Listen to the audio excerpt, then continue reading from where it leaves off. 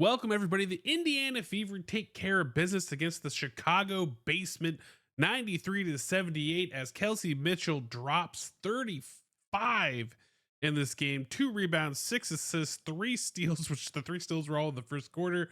Some of the sickest passes all season.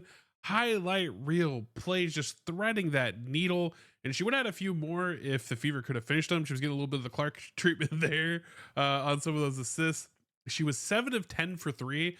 And dear Lord, you could see her in her flow state. There were times where she was hitting threes and she would just look like she was unconscious, like she's gonna fall asleep. Like she's just in the zone. She's got that mama mentality. She's swiping away balls after whistles. Like she's playing angry and she's playing like she knows she is the best player on the floor, ending plus 25 tonight.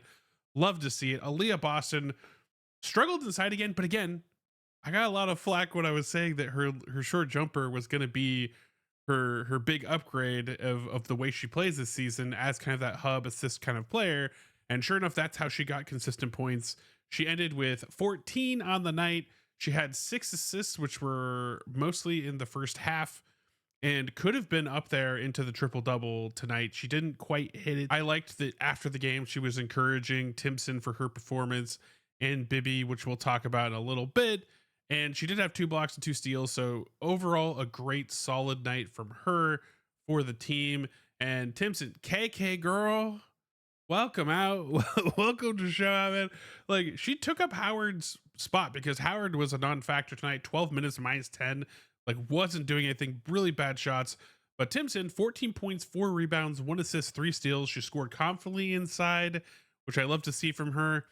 And I didn't know you could have a highlight rebound, but she had the highlight rebound. Like she was up over Cardoso above the rim, taking a rebound away.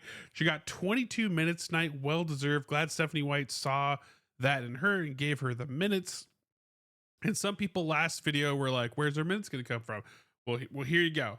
If a player is not having an on night, if you're not getting what you want out of Natasha Howard, she didn't have the energy tonight. You put in someone like Timpson that did have the energy, getting steals, getting rebounds, and scoring on top of that. Plus 23, the second highest plus minus for the Fever on the night. Great to see from her. And Hall getting her groove back. She was so scrappy, but that jumper was hitting, including that buzzer beater at the end of the third, where Odie Ware actually had a hand on the ball. She actually had a hand on the ball. And Hull held the jumper, passed it, shot, made it at the buzzer. Like that was cinema right there. Love to see it from her. Bibby did her role perfectly. She's a 3-and-D player, had good defense, had a block, and that 3-pointer, oh so beautiful. High release. There was one audio where Camille Cardoso is like, yeah, corner, me. just has to watch, and she throws up a hand, but BB just catches it and she fires so quickly over a 6'7" Cardoso. Like, man, I love to see that early on from her, proving her worth in this game, especially when other players like Sophie Cunningham are struggling at the 3. Erin McDonald, 10 points, 2 rebounds, 4 assists, 3 steals. But man, did she have some really ugly turnovers in the beginning of the third. Part of the reason why the Chicago Basement started to come back in this game. And they had some all-time performances. Like shout out to Rebecca Allen. I think she's really good, as well as Banham. Banham was having an all-star night tonight. I mean, she was almost dropping 30 on us in this game, although a lot of her threes came from slippage, but whatever. And other things that were great from the Fever. 100% free throw shooting for the Fever today. 16 for 16, 26 assists, 15 steals, 29 bench points. And also, actually, I would be remiss if I didn't mention Colson. Colson kind of as the foil to Ari tonight. She didn't like really score any points, but she was plus 21 because she just had 3 rebounds, 3 assists, a steal, and just playing solid defense. And she was getting rotated there by White because of that. And I do think there are some props to White to recognizing when her players are being deficient. And that's one of the things of learning this roster and when to cycle in players to kind of fill their roles and take over. And when they are hot, leaving them in to go and do work. Now, there was a little bit of a scare with Kelsey Mitchell, so I'm glad that she is okay, but that led to some kind of adjustments there as well. So glad that they were able to ride through that potential bumpy stretch, which saw Kelsey Mitchell reaching down to her legs multiple times during this game. A lot of it just because of bumps, but man, if we had another groin injury, there would be a lot of questions coming into this. You know, props to her football training that kind of like has strengthened her to be able to survive a lot of this stuff and be as quick as she is. Now, this is a win that we should get. I mean, like, again, I'm making the joke that they're not the Chicago Sky, the Chicago Basement, because A, the team isn't playing well, but B, most of their starters and a lot of their players are injured. So it makes sense that in that instance, like, this is not a team that you should lose to in any form or fashion, but they were able to make runs and get back in this game. And a lot of how they did that was simply by the fact that, you know, the offense for Stephanie White that she runs, it looks slow. And a lot of people keep saying it's slow and she's trying to stop people, blah, blah, blah, blah. But you can see in this game, multiple plays she dials up for Lexi Hull, where she gets a three, where for Kelsey Mitchell's getting open looks. So the offense is there. It does work and there are great plays, but they work off of when a player actually decides to have the confidence to penetrate, and then they can move the ball around, space the defense, and get good ball movement to make plays happen.